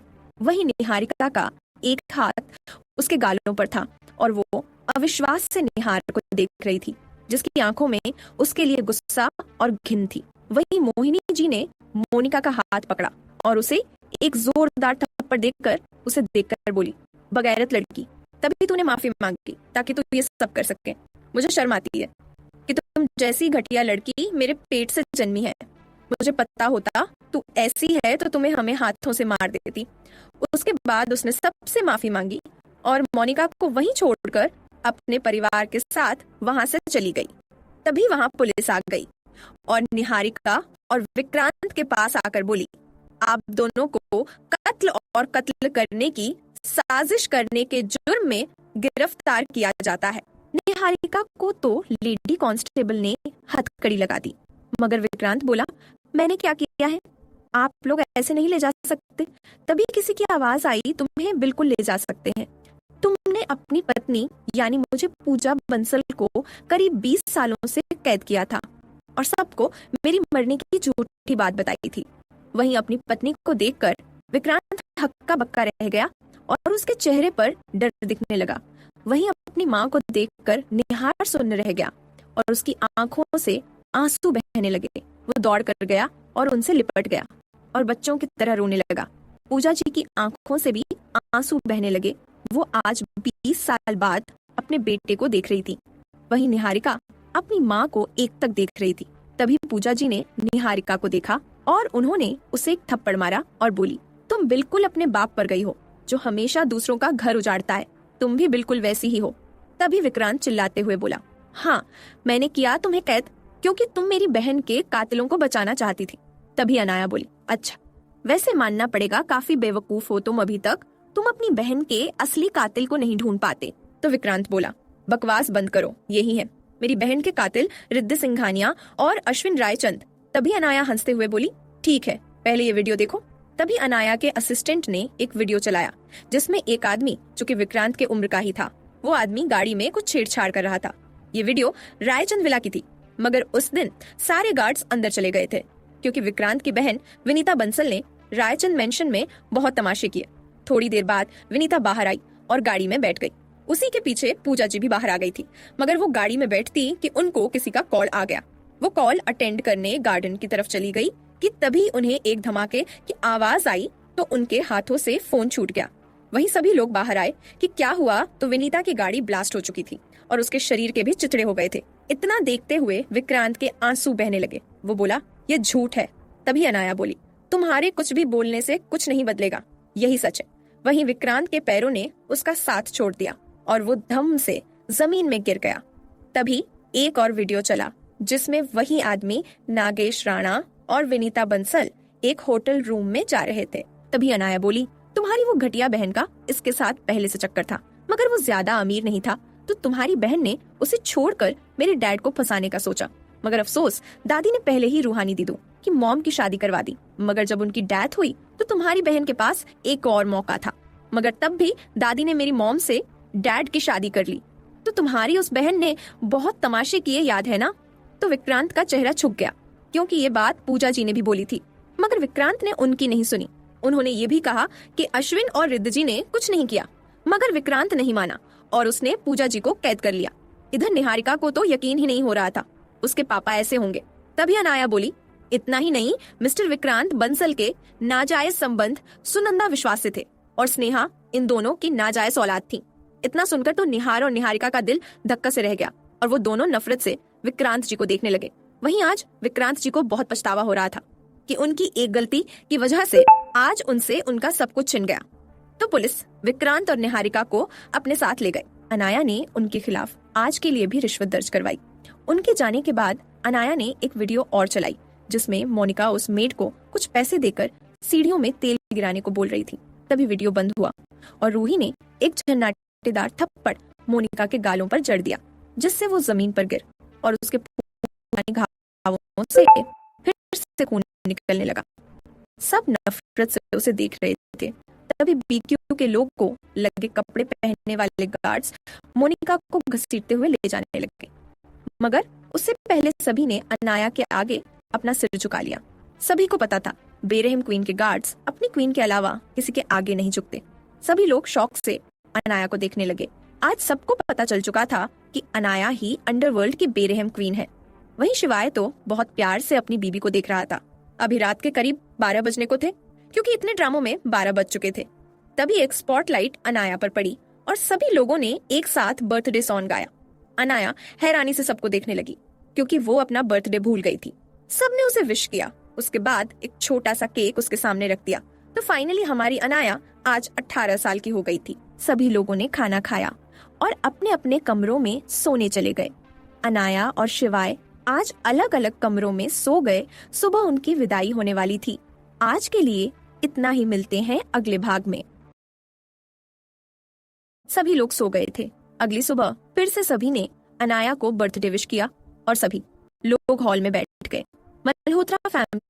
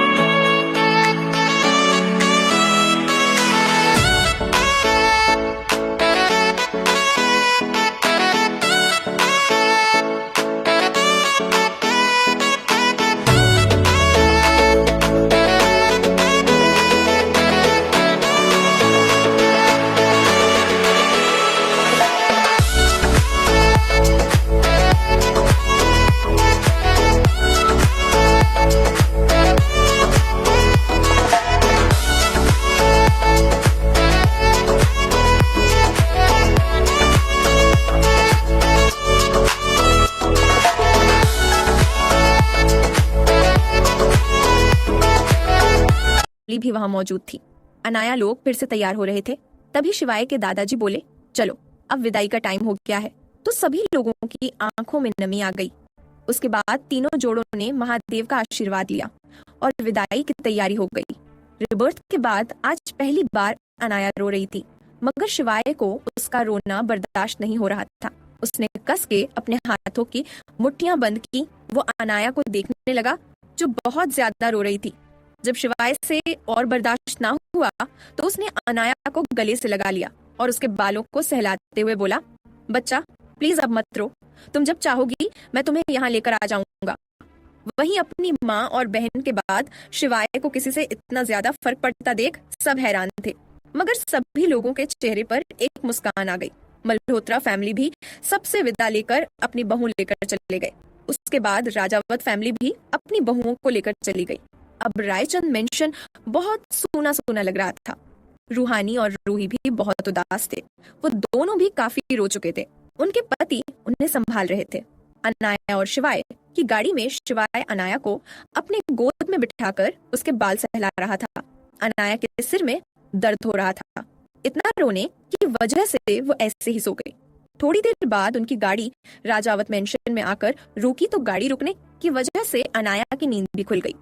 जब उसने देखा वो लोग राजावत मेंशन पहुंच गए, वो भी सीधा बैठ गई। इधर सीमा जी और प्रतिभा जी आरती की थाल लेकर खड़े हुए थे। जैसे ही शिवाय अनाया रूहानी आरव दरवाजे पर पहुंचे, उन्हें दरवाजे पर ही रोक दिया। उसके बाद दोनों की आरती की और एक चावल का कलश रखकर रूहानी और अनाया को अपने पैर से कलश गिराकर आलते की थाली में पैरों के छाप बनाते हुए अंदर आने को बोला। दोनों को जैसा बोला गया, दोनों ने चावल के कलश को गिराया और आलते पर पैर रखकर अपने पैरों के छाप छोड़ते हुए अंदर आ गए। उसके बाद दोनों जोड़ों ने मंदिर में भगवान का आशीर्वाद लिया। तभी एक रस्म हुई जिसमें दूध से अंगूठी ढूंढनी थी। तो इस गेम में अनाया और रूहानी जीत गए। तभी प्रतिभा जी बोली, जाइए फ्रेश होकर थोड़ी देर आराम कर लीजिए। तो दोनों जोड़े अपने कमरे में चले गए। जैसे ही अनाया और शिवाय रूम में पहुंचे, दोनों फ्रेश हुए और जाकर बेड पर सो गए।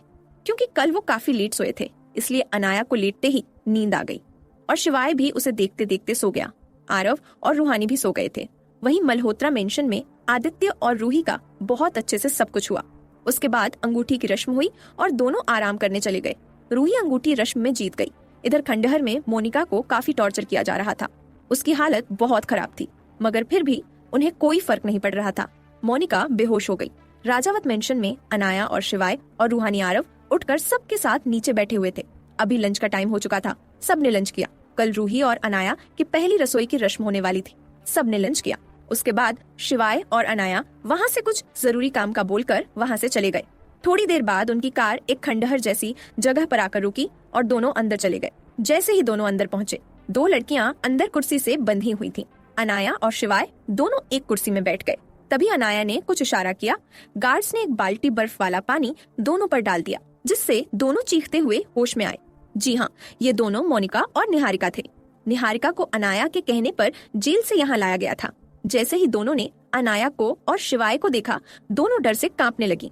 तभी दोनों गिड़गिड़ाते हुए बोली, प्लीज हमें माफ कर दो, हमें छोड़ दो, शिवाय तो अब तुम्हारा हो चुका है। तभी अनाया हंसने लगी। उसकी हंसी सुनकर दोनों डर से कांपने लगे। गार्ड्स भी डर गए थे, मगर शिवाय को कोई फर्क नहीं पड़ा। अनाया अचानक रुकी और बोली, क्या बोला तुमने? शिवाय मेरा हो चुका है। शिवाय पहले से मेरे ही थे। और दूसरी बात, मिस मोनिका, आपको इसलिए सजा मिल रही है क्योंकि आपने बचपन से मेरी दीदा की चीजें छीनी है और आज दूसरी बार उनका प्यार छीनने की कोशिश की है। तभी दरवाजा खुला और आदित्य भी वहाँ एंटर हुआ और जाकर शिवाय के साथ बैठ गया। उसे देखकर दोनों उसे देखने लगे। तभी आदित्य बोला, बहुत शौक है ना तुम्हारे बाप को मेरी जान को किडनैप करवाने का, तो आज मैं तुम्हें भी बहुत टॉर्चर करूंगा। तभी अनाया बोली, इनसे मिलो, ये एएम है। अंडरवर्ल्ड में शिवाय और मेरे बाद यही राज करते हैं। और मिस निहारिका, आपका वो बाप भी बहुत ज्यादा खतरनाक है, मगर अफसोस अब वो अपने गिल्ट में कुछ नहीं करेगा और कल उसे फांसी होने वाली है। इतना सुनना था, निहारिका की आंखों से आंसू बहने लगे, मगर इससे अनाया को फर्क नहीं पड़ा। उसने उन दोनों को अपने पालतू जानवर डेनियल के आगे जिंदा फेंक दिया। उन दोनों की चीखने की आवाज पूरे कमरे में गूंज रही थी। थोड़ी देर बाद सब शांत हो गया और वो तीनों वहाँ से निकलकर घर के लिए चले गए। तभी अनाया बोली, आज मेरा बदला पूरा हो गया। शिवाय ने प्यार से अनाया के सिर पर हाथ फेरा और बोला, हाँ जान, अब हमारे बीच कोई नहीं आ पाएगा। थोड़ी देर बाद दोनों राजावत विला पहुंच चुके थे। प्रतिभा जी ने दोनों को फ्रेश होकर डिनर करने को बोला, क्योंकि अभी डिनर का टाइम हो चुका था। आरव और रूहानी भी सबके साथ बैठे हुए थे। थोड़ी देर बाद डिनर कर सबने डिनर किया और अपने अपने कमरे में चले गए। जब वो चारों अपने रूम में पहुंचे तो उन्होंने देखा उनका रूम बिल्कुल फर्स्ट नाइट के लिए डेकोरेट किया गया है। तो शिवाय के चेहरे पर एक मुस्कान आ गई और वो शरारती मुस्कान लिए अनाया को देखने लगा। अनाया ने जब उसे ऐसे देखा तो उसे शर्म आने लगी। शिवाय ने उसे उठाया और उसको लेकर बेड पर चला गया। शिवाय ने अनाया के माथे को चूमकर उसी आंखों, नाक, गाल और आखिर में अपने होंठों को उसके होंठों पर रखकर उसे पैशनेट किस करने लगा। उसके बाद उसने उसकी गर्दन पर किया। उसका हाथ उसके पूरे शरीर में घूम रहा था, जिससे अनाया के शरीर में सिहरन सी दौड़ गई। शिवाय ने धीरे धीरे उसके पूरे शरीर को चूमा और फिर उसके अंदर समा गया। आज अनाया और शिवाय आत्मा और शरीर से एक हो गए थे। उनका ये प्यार करीब 4 घंटे चला। उसके बाद शिवाय ने उसे और खुद को साफ किया और उसे अपना शर्ट पहनाकर सुला दिया और खुद भी उसको अपनी बाहों में लेकर सो गया। आज के लिए इतना ही, मिलते हैं अगले भाग में। 3 साल छोटी थी। रूहानी का बेबी एक बार मिसकैरेज की वजह से मर चुका था। उसके बाद रूहानिका का जन्म हुआ। शिवान काफी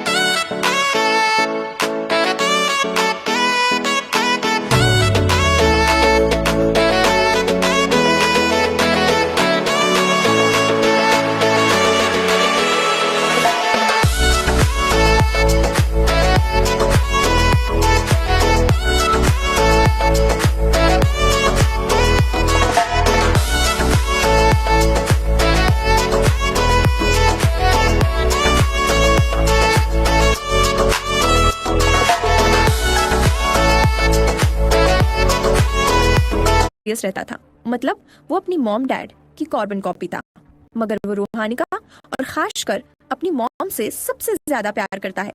अनाया और शिवाय अपने बेटे को देख रहे थे, जो कि रूहानिका के पीछे दौड़ रहा था।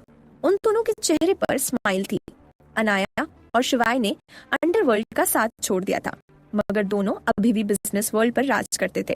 आरव बहुत बड़ा डॉक्टर था जिसकी मांग फॉरेन कंट्री में भी थी। रूहानी एक डिजाइनर कंपनी की ओनर थी। वहीं रूही एक लॉयर और आदित्य भी काफी बेहतरीन बिजनेसमैन था। इस बार का बिजनेस अवार्ड अनाया और शिवाय को मिला। अब सभी के बच्चे हो गए थे। रूही का भी एक बेटा था, रोहित्य और ऋषभ का बेटा अकाय, रिदान का बेटा अगम और रिदम की बेटी रिशाना। ये सब शिवान के जितने ही थे, मगर रिशाना और रूहानिका सबसे छोटे थे। आज शिवान का 5वां बर्थडे था जिसमें सभी को बुलाया गया था। निहार अपनी मॉम पूजा को लेकर अब्रॉड चला गया था। वहीं विक्रांत को फांसी की सजा मिल चुकी थी। रंजीत जी और राधिका जी भी अब काफी उम्र वाले हो चुके थे। वो आज ही तीर्थ यात्रा से लौटे थे। प्रतिभा जी और प्रवीण जी रूहानिका और शिवान पर अपनी जान छिड़कते थे। वो दोनों घर पर सबके लाडले थे, मगर शिवान काफी मैच्योर था और अनाया की किसी भी बात को कभी नहीं टालता था। प्यार तो वो अपने डैड से भी करता था, मगर शायद अपनी मॉम से सबसे ज्यादा प्यार करने का गुण उस पर शिवाय से ही आया होगा। शिवान का फेस अपने डैड और मॉम से मिलता जुलता था, मगर हंसते हुए उसके भी गालों पर अनाया की तरह डिम्पल पड़ते थे, मगर वो बहुत कम मुस्कुराता था। जैसे ही केक कट हुआ, शिवान ने पहला केक अनाया को, फिर शिवाय को, रूहानिका के बाद सबको खिला दिया। प्यार तो वो रिशाना से भी करता था, मगर रूहानिका उसकी जान थी। सबने डांस किया और खाना खाया। अनाया ने शिवाय को अपने पुनर्जन्म के बारे में बता दिया था, मगर शिवाय का प्यार फिर भी कम नहीं हुआ।